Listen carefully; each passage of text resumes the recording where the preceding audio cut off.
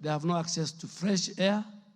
And you can imagine, if you have young children, those children will not grow. I'm not a doctor. Dr. Pukose and the doctors who are sitting in this house and those who are listening will agree with me. But I have given NEMA strict instructions that is not going to be business as usual. On Honorable Koet, Madam Deputy Speaker, I want to confirm that there is the existence of these two companies, one in Narok West constituency, bordering Chapalungu constituency. And I also wish to confirm that these companies practice large-scale farming using irrigation. The second question, Madam Speaker, was to confirm the allegations made by the residents of those 5 or 6 villages that the said companies are engaged in something called cloud seeding. Madam Speaker, on the second question, if you allow me, let me, they're engaged in cloud seeding. Before I proceed, let me try to respond to this question and allow me briefly to explain to the House what cloud seeding is all about. Cloud seeding is where weather modification technique that changes the amount or the type of precipitation from the clouds in terms of rain. There has been research done aimed at establishing whether this is viable, but all studies have shown that the input expenses are far more than the benefits. Madam Speaker, the ministry is not aware, through our meteorological department, that such entities are engaging in cloud seeding activities within the said locality. On the alteration of rain patterns in the area of interest, Madam Deputy Speaker, data available to us from the neighboring Longisa automatic station owned by Kenya Meteorological Department indicates that there has been an increase in the annual rainfall in that area totals as from 2018 to 2023, and I have attached the figure and the maps to this document, which I've shared with the members. Secondly, Madam Deputy Speaker, the member asked to allow me to highlight that what the ministry, through the Meteorological Department, has done. The Meteorological Department, the Kenya Meteorological Department, has recently installed automatic weather stations in Chapalungu constituency and all its environments. However, specific variability in the specific locations could not be established due to lack of data. Our ministry and our department will continue monitoring the data for analysis to draw adequate information, and I want to assure you, once we make a policy formulation, we will forward to address this issue, and we will not allow our communities to be aggrieved.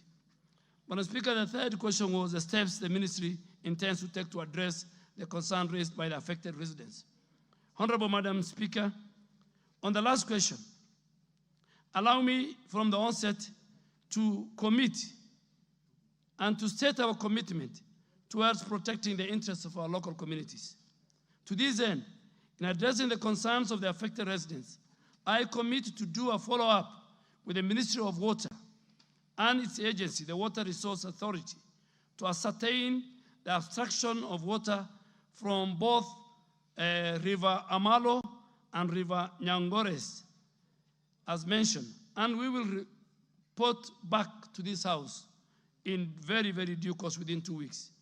Further, going forward, we hope that by the enactment of the meteorological bill, which is before the House, the Meteorological Department will have the powers to regulate weather-related activities in the country. Thank you, Madam Speaker. Thank you. Before I allow one interjection and then the owner of the question to confirm whether he's satisfied with the answer by the Cabinet Secretary, allow me first to welcome very special guests who are seated in the Speaker's Gallery from Kisii County. Mr. Moega Onchweri, Mrs. Moega, Wakili Wycliffe Moega, and 4, Claire Ombati. And I think I'll allow the Honorable Osoro, Sylvanus Osoro, to welcome them on behalf of the National Assembly. He will explain. Thank you very much, Honorable Speaker. Honorable Speaker, I had to make this very, very special request, which is again unprecedented in this House, to welcome very, very special guests to me, because Mr. Moenga Onchweri picked me from the streets and took me to school upon the demise of my parents. This is a very special guest to me. It's a very emotional thing to me, because when he actually came where somebody had given me a small casual job of welding after I had dropped out of school, he picked me and decided to take me to school, back to school, educated me until I finished. And ironically, one thing that is very special, Honorable Speaker, is that this is the first time that Mr. Moenga is stepping his feet in Parliament at 78 years old. And when I made a request to this House, Honorable Speaker, and to the leadership of this House, they agreed to have them sit there so that they see what we do in this House and to see their product. But again, on the flip side, Honorable Speaker, I got surprised today when I welcomed Mr. Moenga that he also knows the Honorable Member for Kisii County, the Honorable Doris Donya Aburi. He also educated Honorable Donya Aburi, because they actually happen to come also from the same village. So he's a very, very special person. His dream to become a member of Parliament years back did not materialize for Nyaribari Chache constituency, but I've just told him that by me being member of Parliament and Honorable Aburi member of Parliament is actually a double victory.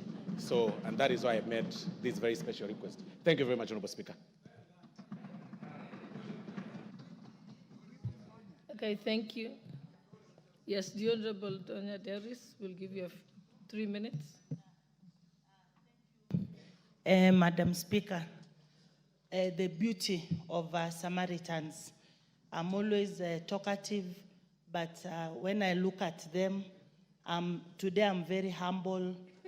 I've eaten a lot of vegetables, because parents and Samaritans are the best thing that God can give. You can even attest, Honorable Soro, you can think he was reading the Bible. He's also come because the parents are there. See what the parents, Madam Speaker, have done to us. Today we can't even gashawalize anybody. We are just good. We are very obedient. And please, honorable members, M-Pesa your parents, please.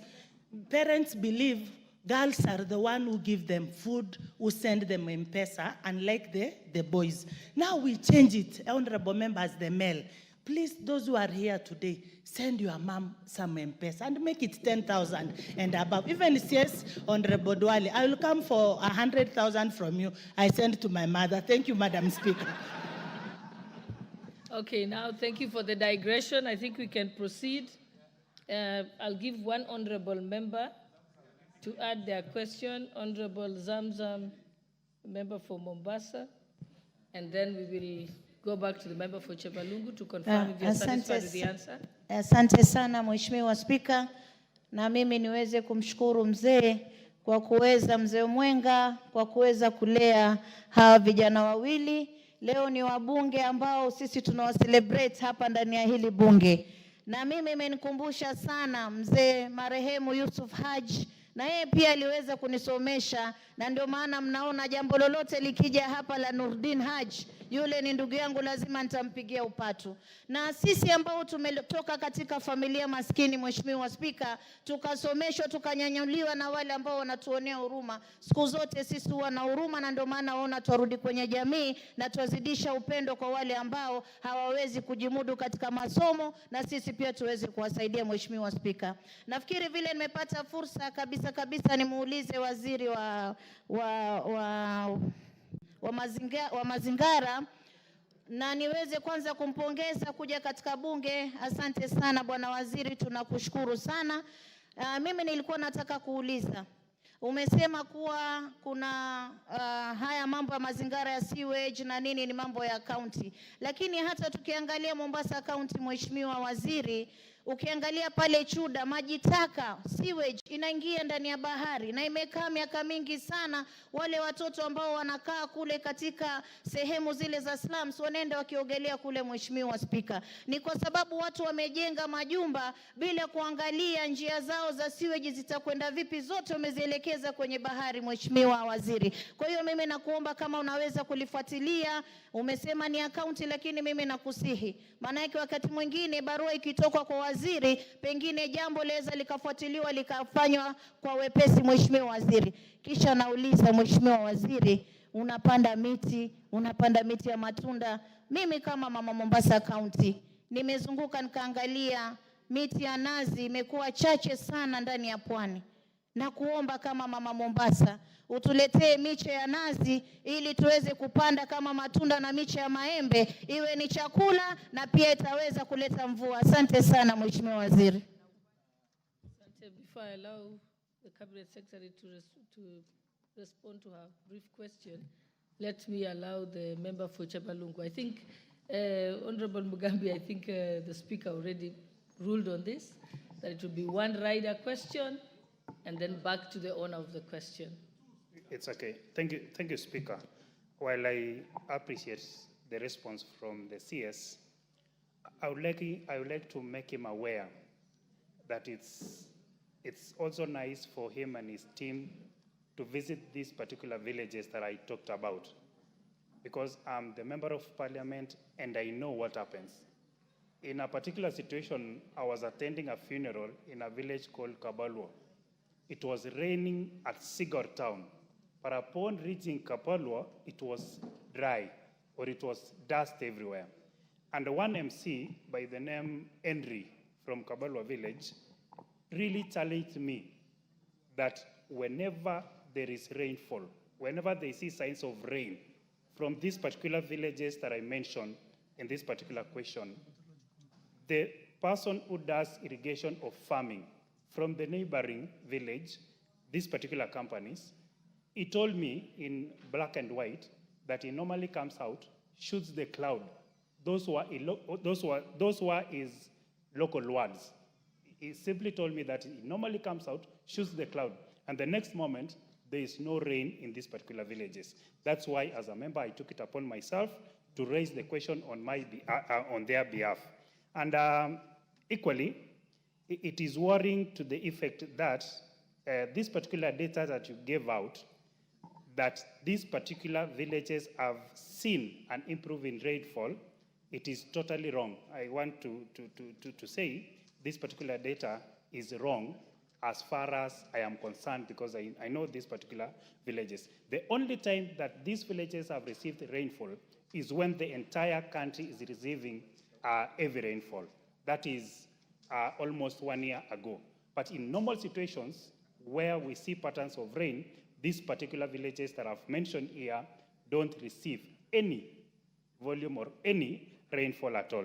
So while I appreciate you, I really want to encourage the ministry that you lead now to go back to these villages, get real information, and come back with proper data that will guide what you will do as a ministry, so that we see these particular villages benefiting from the rainfall, because it's dry. It's really dry when there is no heavy rainfall from the country. Thank you, Speaker. Thank you.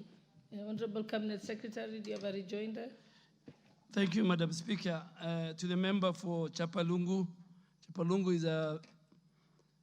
is a very great constituency led by a great man called Isaac Ruto, who I have a lot of respect for. I want to assure you, after I leave here, please give me your number when you are ready. The Kenya Meteorological Director General and all our researchers will go with you, visit with you all the villages. We work for the people of Kenya, and they will come back to us. So you tell me when you are ready, because I want you to be there. So that, secondly, to my sister, Zamzam, Honorable Zamzam, I agree with you. I'll talk about this matter in a later question that Honorable TJ Kajwang has raised. How sewer in our counties are dysfunctional, how there's poor management of the sewer manholes, how there's illegal dumping on our water bodies, the seas, the rivers. So I think when I reach that question, Madam Speaker, I think I'll give a more comprehensive statement on the position countrywide. Thank you. Okay, thank you. Honorable members, let's move to our third question, number 106 of 2024, by the Honorable Timothy Wanyonyi, member for Westlands. Thank you, Madam Speaker. And I want to congratulate the Minister for his new assignment in the Ministry of Environment, because the Ministry of Environment, Madam Speaker, all over the world is now the in thing. Everybody's talking about climate change. Everybody's looking how we can rescue our planet. And I'm sure Honorable Duale is up to the task. And we know he has passion for anything he does. So, Madam Speaker, allow me to ask my question. Question number 106 of 2024 to the Cabinet Secretary for Environment, Climate Change, and Forestry. Could the Cabinet Secretary explain the reasons behind the depletion of rivers, including the number of permanent rivers that have dried up in the country over the past 4 years, and the plans by the ministry to address and mitigate the situations? Question 2, enumerate the entities and groups that discharge their affluent in the rivers, along with the number of private dams constructed in the last 2 years, and the policy statement outlining the penalties imposed on such entities for negative environmental actions. Number 3, disclose the policy statement allowing the cultivation and re-entry of communities into forested areas, specifying the regions and roadmap for such action and the acreage likely to be affected by the forest, per forest. Question 4, outline the measures put in place to reclaim, safeguard, and sustain all riparian areas and vulnerable ecosystems within the country. Thank you, Madam Speaker. Cabinet Secretary, you may proceed. Honorable Madam Speaker, before Honorable Zamzam walks out, there's a question that she asked, I have forgotten, on the coconut trees. I want to confirm that I am here with the CEO of Kefri. Kefri and Carlo have developed a hybrid that is shorter and faster growing coconut trees.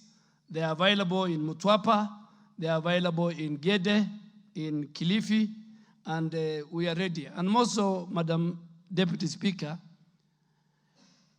the 15 billion tree growing initiative of President William Ruto in his strategy to restore our ecosystem, 30% of those seedlings are fruit trees.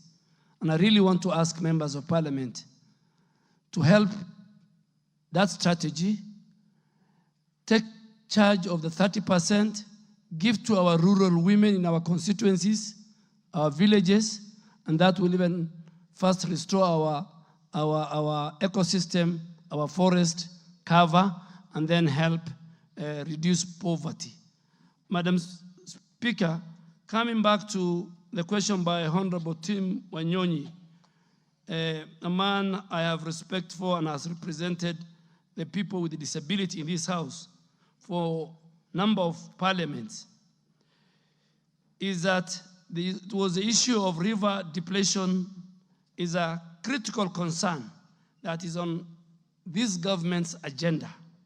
Under the leadership of His Excellency the President, the government has made a concerted effort to address the causes, recognizing their far-reaching impacts on water resources, on the livelihoods of our people, and the future of our nation.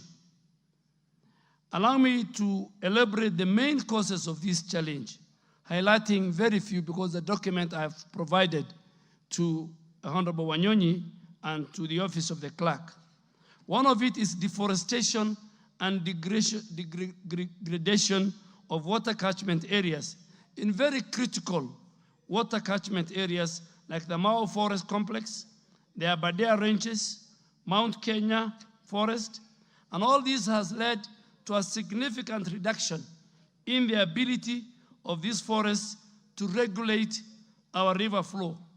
For instance, rivers such as the Mara, the Sondu, and Njoro, which originate from the Mao Forest, have experienced decreased water levels due to deforestation, which I will again later address in another subsequent question.